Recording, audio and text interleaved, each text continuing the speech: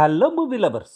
ఓహో Enthan baby debut director 5 star Krishna alias Krishnakumar direction లో new actors Rudra Mithila Palkar జంటగా విష్ణు విశాల్, మిస్కిన్, అంజు కురియన్, రెడిన్ కింగ్స్లేలు సపోర్టింగ్ క్యారెక్టర్స్ లో నటించిన తమిళ్ మూవీ ఇది. తన తమ్ముడు రుద్ర కోసం విష్ణు విశాల్ ఈ మూవీని కో ప్రొడ్యూస్ చేయడం విశేషం.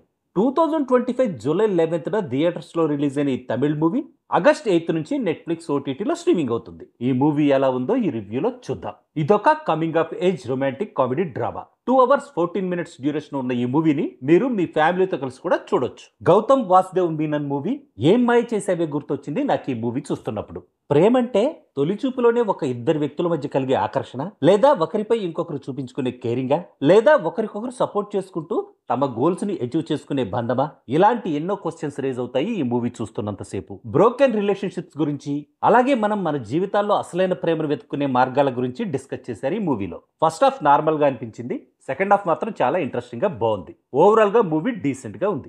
యాక్టర్ విష్ణు విశాల్ కి తను చెప్పిన స్టోరీస్ ఏవి నచ్చకపోవడంతో విష్ణు విశాల్ ఫిల్మోగ్రఫీలో తను ఇంతవరకు టచ్ అయిన ఒక రొమాంటిక్ స్టోరీని తనకు నేరేట్ చేస్తే తను మూవీ ఓకే చేసే ఛాన్స్ ఉంటుందని తెలుసుకున్న ఆస్పైరింగ్ ఫిల్మ్ మేకర్ అశ్విన్ ఈసారి విష్ణు విశాల్ కి తన ఓన్ లవ్ స్టోరీస్ ని నేరేట్ చేద్దామని డిసైడ్ అవుతాడు. తను చెప్పిన ఆ లవ్ స్టోరీస్ ఏంటి, ఆ లవ్ స్టోరీస్ విన్నాక విష్ణు విశాల్ ఏం చెప్పాడు, చివరికి అశ్విన్ ప్రేమ కథకు ఎలాంటి ఎండింగ్ దొరికిందనేదే ఈ మూవీ బేసిక్ స్టోరీ.